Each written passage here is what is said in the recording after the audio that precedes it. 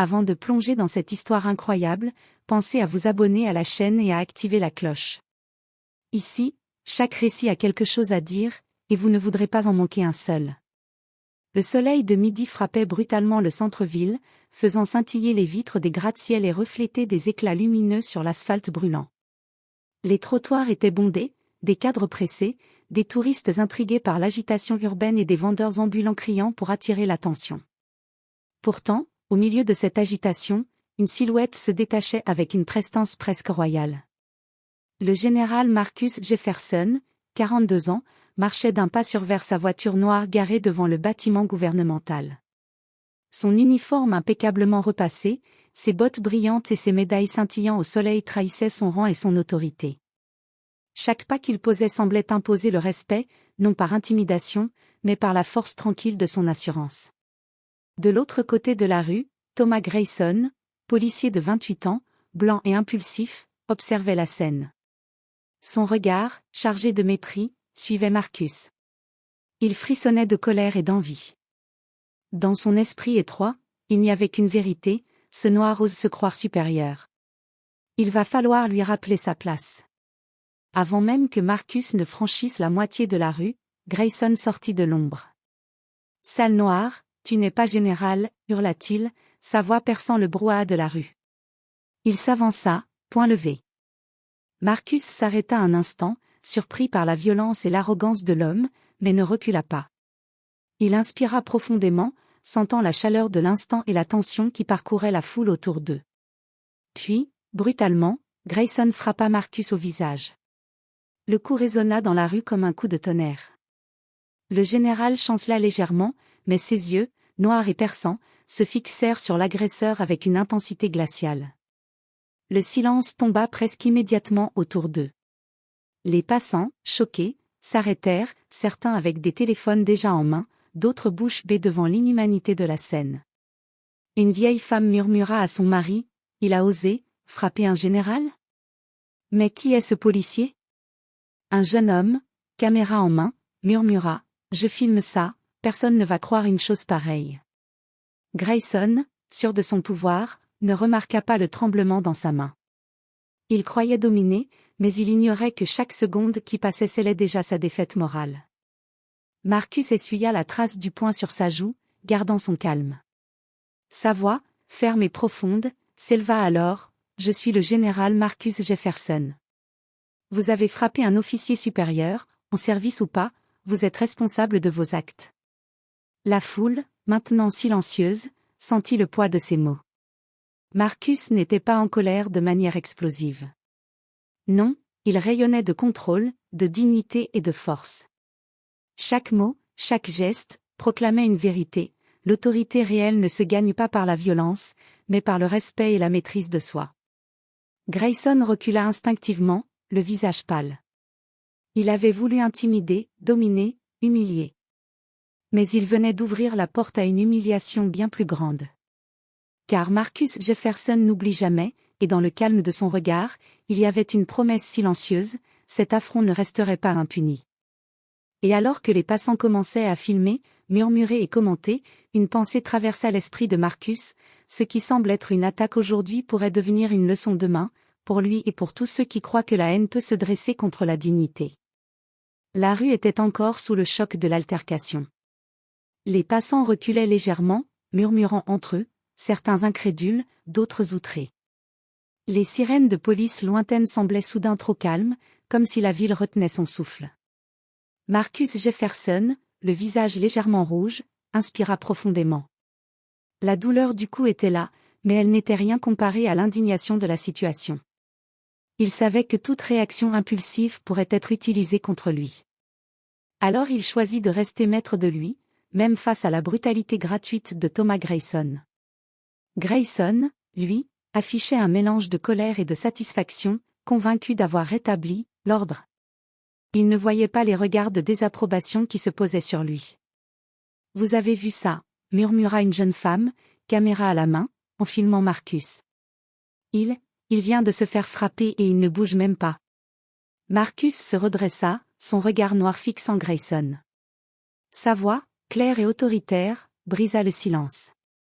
Vous venez de frapper un général de l'armée. Savez-vous ce que cela signifie? Grayson ricana, tentant de masquer son doute naissant. Je fais respecter la loi.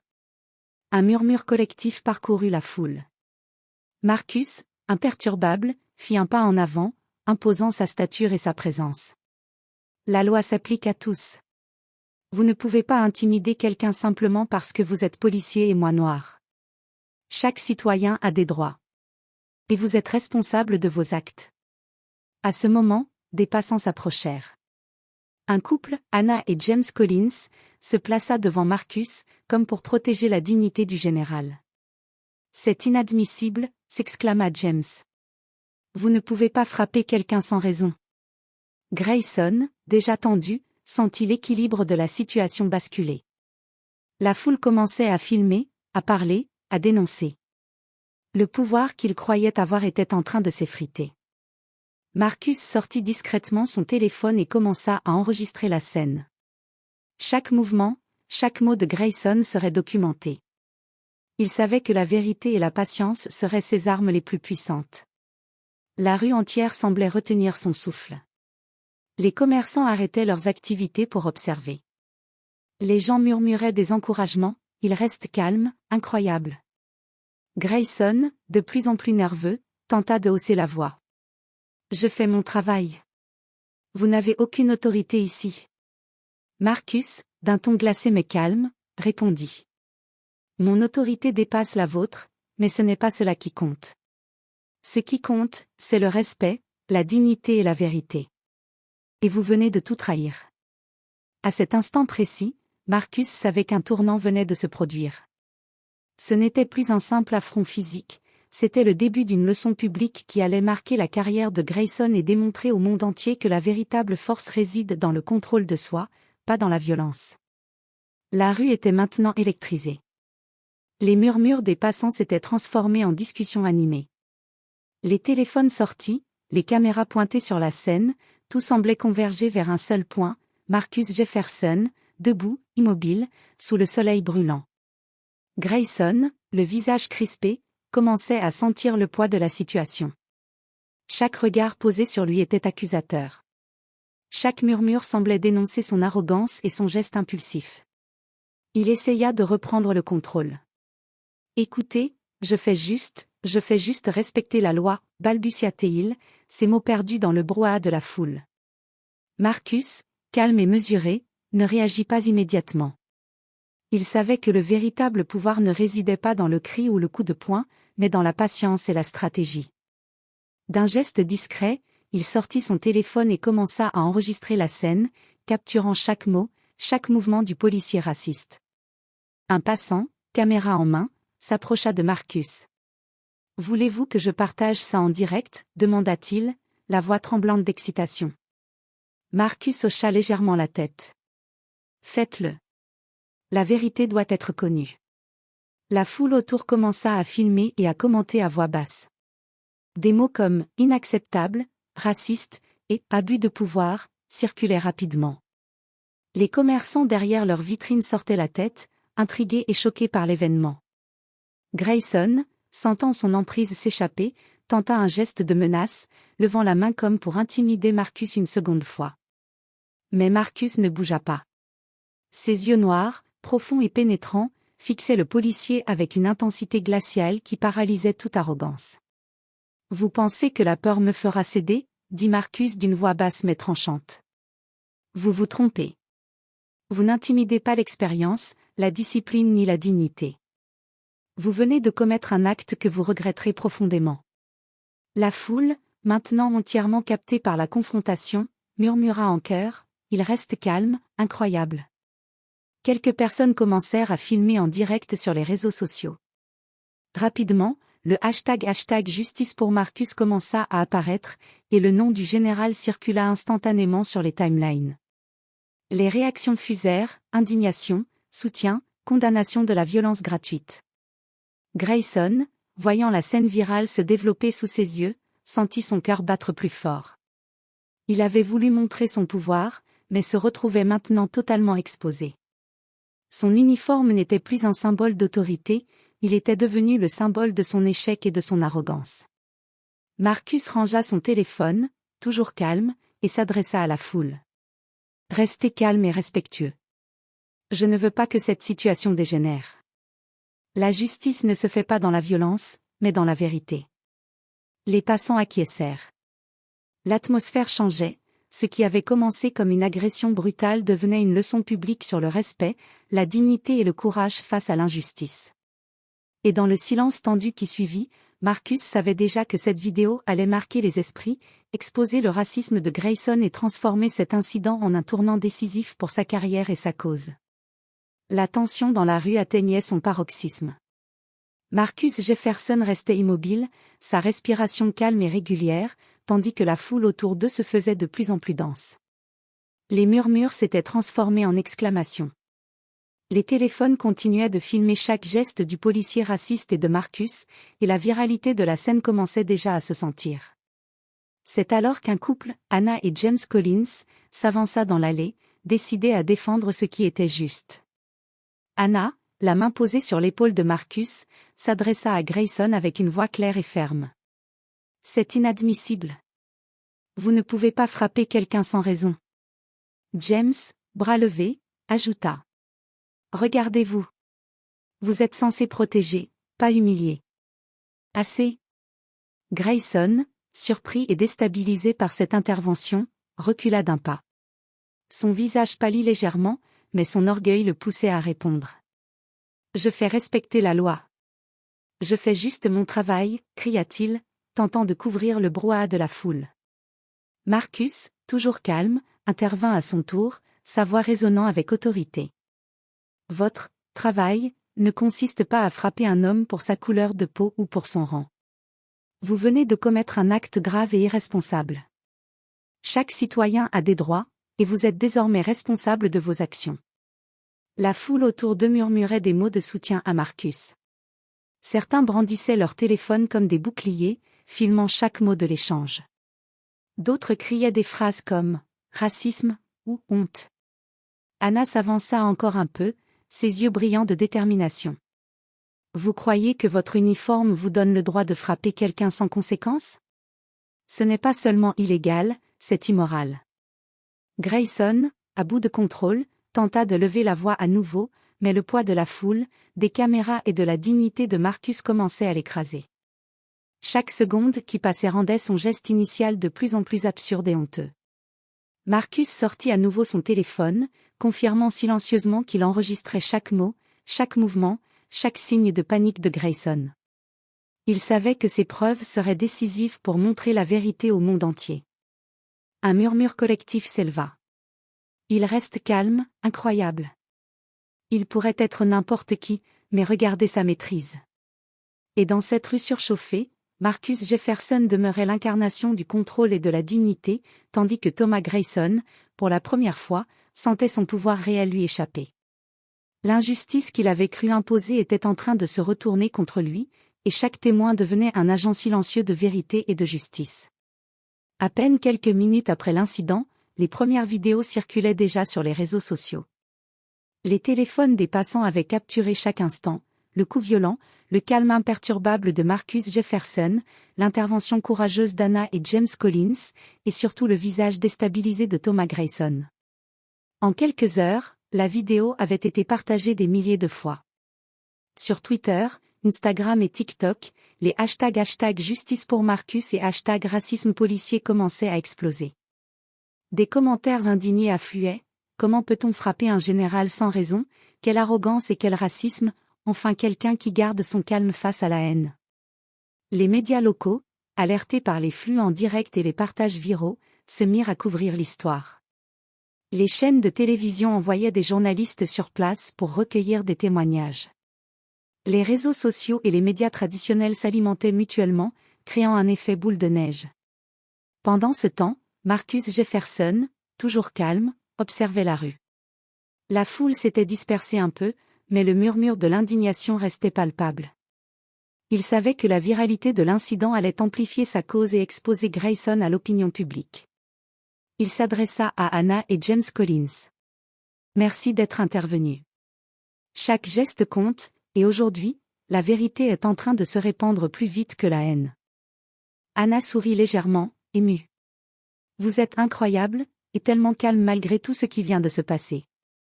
James ajouta. On va s'assurer que le monde entier voit ça. Il ne pourra pas s'en sortir. Grayson, lui, sentait sa confiance fondre comme neige au soleil. Il avait voulu humilier Marcus, mais il était maintenant au centre d'une tempête médiatique qu'il n'avait pas anticipée. Son visage, filmé en gros plan, montrait toute sa panique, sa colère et sa honte. Chaque seconde passée sur ces vidéos renforçait l'opinion publique contre lui. Marcus savait que cette attention massive était une arme. Il n'avait besoin ni de crier, ni de frapper en retour. La vérité, calme et solide, parlait d'elle-même. La dignité triomphait sur la violence gratuite. Alors que les notifications s'accumulaient sur son téléphone, Marcus murmura pour lui-même. Ce n'est que le début. La justice ne se fait pas dans l'ombre, elle se fait sous les regards du monde entier.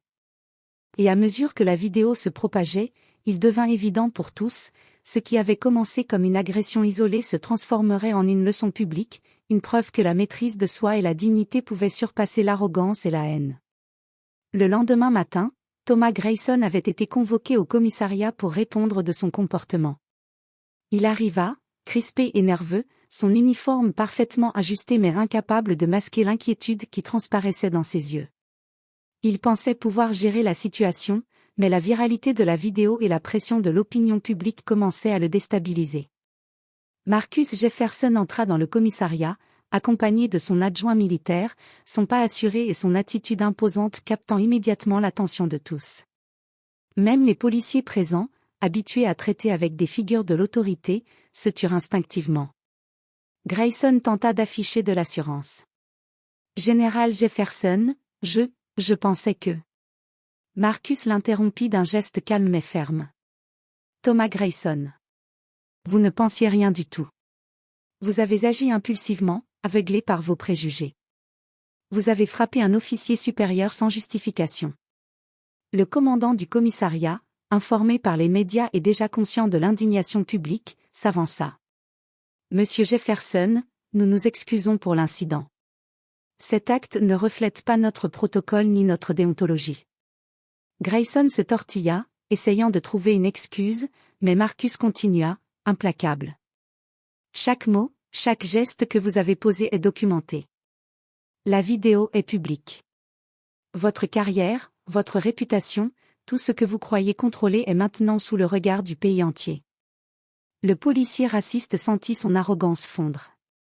Il avait voulu intimider un général noir, mais il se retrouvait maintenant face à l'autorité réelle et incontestée de Marcus Jefferson. Le poids de sa stupidité et de son geste impulsif le frappait de plein fouet. Marcus s'approcha lentement, sa voix basse mais percutante. « Vous pensiez que frapper quelqu'un pouvait vous donner du pouvoir. Vous venez de montrer votre faiblesse et votre incompétence. Comprenez-le bien. La véritable autorité ne se gagne pas par la violence, mais par le respect et la maîtrise de soi. » Grayson détourna le regard, incapable de soutenir le regard froid et perçant de Marcus. Chaque seconde passée dans cette salle le réduisait davantage, révélant toute la gravité de son acte. Le commandant ajouta. « Une enquête complète sera menée. Tout manquement à la discipline et à l'éthique policière sera sanctionné. » Marcus acquiesça, calmement, et se tourna vers Grayson une dernière fois.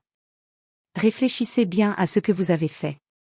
Aujourd'hui, vous êtes humilié, mais c'est la première étape pour apprendre ce qu'aucune école ne vous enseignera jamais, le vrai pouvoir est dans la dignité et le contrôle, pas dans la haine. » Alors que Marcus quittait le commissariat, son calme et sa prestance laissaient derrière lui une atmosphère chargée de tension et de respect. Grayson, lui, resta immobile, rongé par la honte, réalisant que son geste impulsif venait de sceller sa défaite morale et publique. Quelques jours plus tard, Thomas Grayson fut convoqué à nouveau, cette fois dans une salle plus formelle du commissariat. La vidéo de son agression contre Marcus Jefferson circulait toujours sur les réseaux sociaux, et la pression publique montait. Les journalistes se pressaient à l'extérieur, impatients de savoir si l'incident allait se transformer en scandale. Marcus entra, cette fois sans son adjoint, seul mais imposant. Chaque pas résonnait dans la salle, et le policier raciste sentit immédiatement la tension. Il était confronté à un homme dont l'autorité n'avait rien à voir avec son uniforme. Marcus incarnait le respect, la discipline et la maîtrise de soi. Marcus se planta devant lui, les yeux fixant Grayson comme un juge silencieux. Sa voix, ferme et mesurée, résonna dans la pièce. « Thomas Grayson, vous m'avez frappé sans raison. Savez-vous ce que cela signifie pour votre carrière et pour la confiance que le public place en la police ?» Grayson bafouilla, essayant de trouver une justification.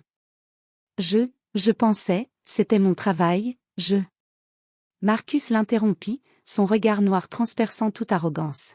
« Vous pensiez punir quelqu'un pour sa couleur de peau et son rang, et vous appelez ça votre travail ? Vous venez de violer la loi et l'éthique la plus fondamentale de votre métier. Vous êtes responsable, non seulement devant la loi, mais devant le public et la morale. » Grayson, tremblant, commença à comprendre l'ampleur de son erreur. Chaque mot prononcé par Marcus renforçait l'humiliation publique qu'il subissait. Marcus continua, lentement, pesant chaque phrase. « Vous croyez que votre uniforme vous donne le pouvoir d'intimider et d'humilier. Mais le vrai pouvoir ne vient pas de la violence. Il vient de la maîtrise de soi, de la dignité et du respect que l'on inspire par nos actions justes. Vous venez de montrer votre faiblesse et votre échec. » Le silence dans la pièce était presque palpable. Même les officiers présents, témoins de la confrontation, ne pouvaient détourner le regard. La vérité de Marcus pesait comme une sentence sur Grayson. Marcus fit un pas en arrière et conclut calmement. « Réfléchissez bien à ce que vous avez fait. Aujourd'hui, vous êtes confronté à votre propre arrogance. Demain, ce sera aux autres de juger votre intégrité. Vous avez une chance de réparer, si vous en êtes capable. Mais sachez-le, l'histoire retiendra votre acte, et il ne sera pas oublié. » Grayson, incapable de répondre, sentit son cœur battre à toute vitesse. Pour la première fois, il réalisait que l'intimidation et le racisme n'avaient pas de place face à la justice, à la dignité et au pouvoir moral d'un homme comme Marcus Jefferson. Alors que Marcus quittait la salle, laissant derrière lui une aura de calme absolu et d'autorité incontestable, Grayson restait figé, pris dans la honte et le poids des conséquences qui s'annonçaient. Quelques heures après la confrontation directe, Marcus Jefferson prit contact avec ses supérieurs au ministère de la Défense. Chaque mot qu'il prononçait au téléphone était précis, calculé, et portait le poids de son rang et de sa réputation. Il savait que cette affaire ne concernait pas seulement sa personne, elle mettait en lumière le racisme et l'abus de pouvoir dans la police, et devait être traitée avec rigueur. Le général Jefferson s'assit dans son bureau, le visage calme mais déterminé.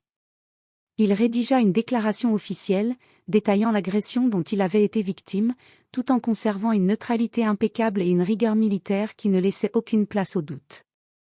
Peu après, une réunion d'urgence fut convoquée avec les responsables de la police locale et les officiers supérieurs. Marcus, en uniforme complet, entra dans la salle, imposant le respect immédiat. Les officiers présents sentirent le poids de sa présence, un général de l'armée, calme, déterminé, et désormais soutenu par tout le ministère de la Défense. « Messieurs, » commença Marcus, sa voix résonnant avec autorité, « ce qui s'est passé hier est inacceptable. Un agent de police a agressé un officier supérieur de l'armée sans justification. Cette situation n'est pas seulement un affront à ma personne, mais à l'institution militaire et à la confiance du public. » Le commandant de la police, visiblement gêné, hocha la tête. « Nous prenons cela très au sérieux, général Jefferson. Une enquête complète sera menée, et des mesures disciplinaires seront appliquées. » Marcus poursuivit, impassible. « Je m'attends à ce que l'enquête soit transparente et rapide. Thomas Grayson ne peut échapper aux conséquences de son acte.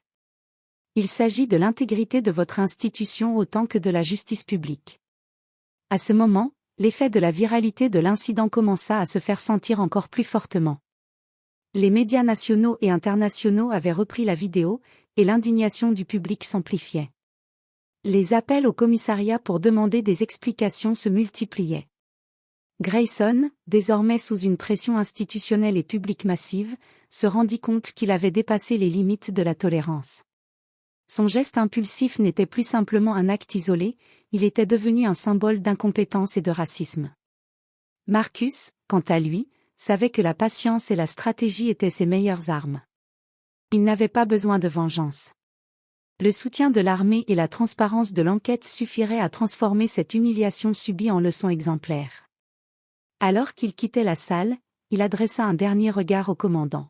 « Faites ce qui est juste. La vérité a un poids que personne ne peut ignorer. » Et dans cette atmosphère tendue mais juste, le poids de l'armée, de la discipline et de l'autorité morale commençait à s'abattre sur Thomas Grayson, annonçant que sa chute était désormais inévitable. Le jour suivant, une conférence de presse fut organisée dans un grand hall officiel. Des journalistes, caméras et micros en main, attendaient Marcus Jefferson, impatient de recueillir sa version des faits. Les réseaux sociaux s'étaient enflammés, et l'histoire de l'agression du général par le policier Thomas Grayson faisait désormais la une de tous les journaux. Marcus entra dans la salle, impeccable dans son uniforme, la démarche calme et majestueuse. Les flashs crépitèrent. Les murmures de la foule se turent aussitôt, captant l'aura de dignité et de contrôle qu'il dégageait. Il s'avança vers le podium, inspira profondément, et parla d'une voix claire, ferme mais mesurée. « Hier, j'ai été victime d'un acte de violence injustifié de la part d'un policier.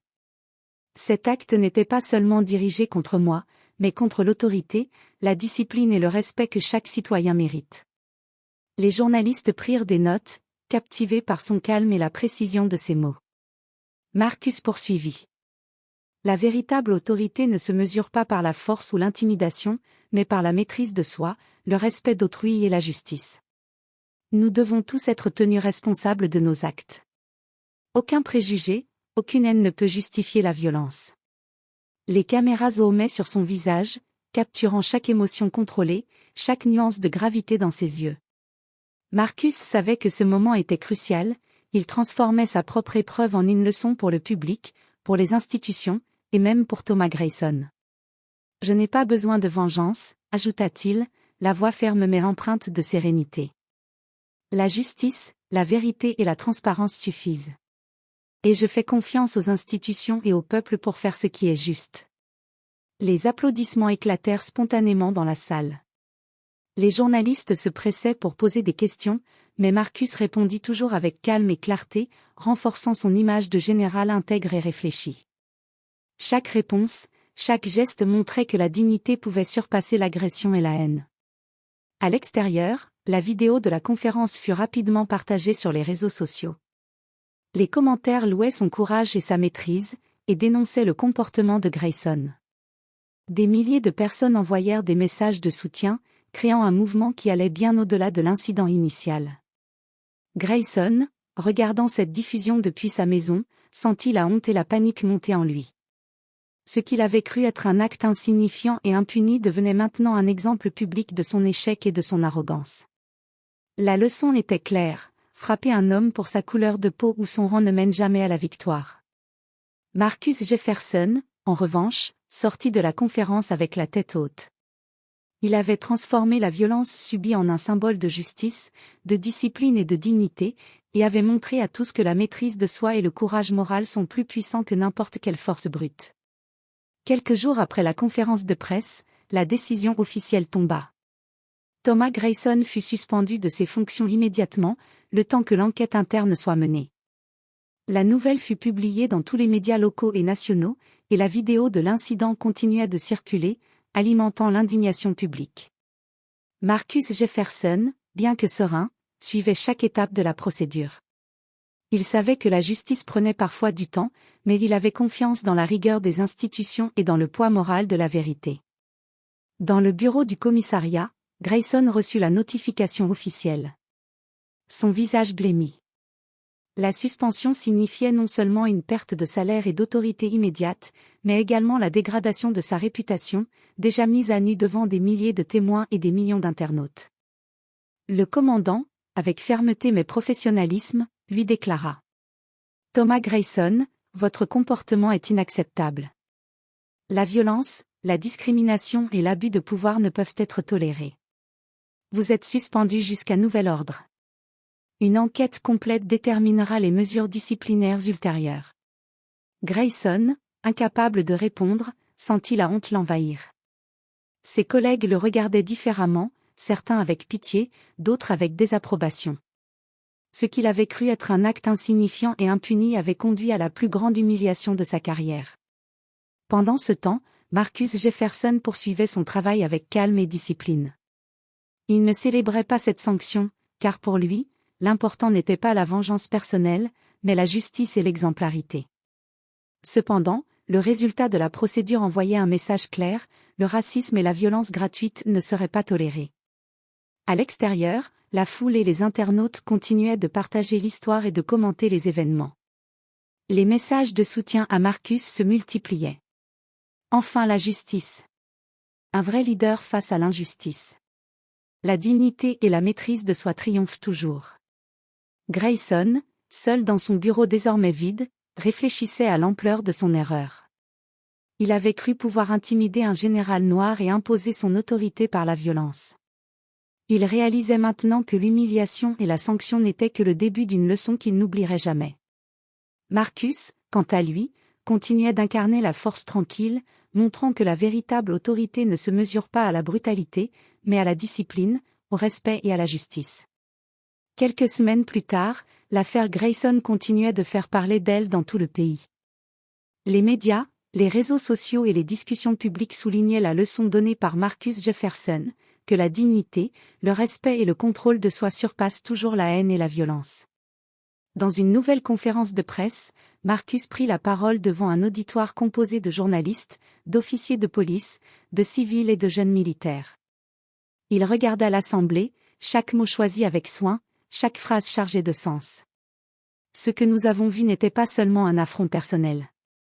C'était un rappel que la haine et les préjugés peuvent exister partout, même là où l'on s'attend à protéger et servir. Mais la vérité, la justice et la discipline triomphent toujours. Il fit une pause, laissant ses mots pénétrer l'auditoire. Thomas Grayson a été sanctionné, et son acte restera un exemple de ce qui arrive lorsque l'arrogance et le racisme prennent le pas sur l'éthique et la responsabilité. Mais cette histoire ne concerne pas uniquement sa chute, elle concerne ce que nous choisissons tous d'incarner dans notre vie quotidienne. La véritable force est dans le respect, la patience et la maîtrise de soi. Les applaudissements éclatèrent dans la salle. Les journalistes prirent des notes frénétiquement, les caméras capturaient l'instant, et le public présent semblait profondément touché par la gravité et la sagesse des paroles de Marcus. Quelques jours plus tard, des messages commencèrent à affluer vers le bureau de Marcus, venant de citoyens ordinaires, de militaires et même de policiers. Tous louaient son courage et sa capacité à transformer une agression en une leçon morale et publique. Quant à Thomas Grayson, la sanction et la pression médiatique avaient provoqué une introspection forcée. Confronté à sa propre arrogance et à ses erreurs, il commença un processus difficile de réflexion et de rédemption. Bien que son chemin fût long et incertain, il comprit enfin la leçon, l'autorité ne se gagne jamais par la peur ou la violence. Marcus Jefferson, lui, reprit sa routine avec sérénité, portant son uniforme avec la même dignité qu'au premier jour. Mais cette expérience laissait derrière elle un message indélébile, peu importe la haine ou l'injustice que l'on subit, la maîtrise de soi, la justice et le courage moral sont des armes bien plus puissantes que la force brute. Et ainsi, dans cette ville marquée par un incident tragique mais éclairant, la figure du général Jefferson devint un symbole de dignité, de discipline et de victoire morale. Une victoire qui ne résidait pas dans l'humiliation de l'autre, mais dans la puissance tranquille de la vérité et de la justice.